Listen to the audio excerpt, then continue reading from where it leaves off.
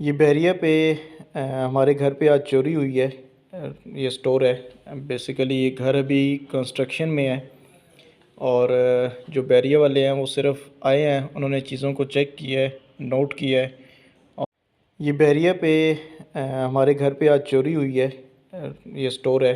Basically ये घर अभी कंस्ट्रक्शन में है और जो बैरिया वाले हैं वो सिर्फ आए हैं, उन्होंने चीज़ों को चेक किया है, नोट किया है और सिक्योरिटी वाले चले गए हैं। उसके बाद अभी उन्होंने कहा है कि जो उनका पुलिस स्टेशन है फ़ेज़ 7 में, बैरिया रावलपिंडी फ़ेज़ 7, वहाँ पे जाके रिपोर्ट करें। जो लोग आए हैं उन लोगों ने जैसे कि ये एक पूरा सेट है शॉवर का, इसमें से कुछ चीज़ें उन्होंने गायब की हैं और ये सामने लाहौर फ़ैन हैं, इनमें से 2 पंखे गायब हुए हैं।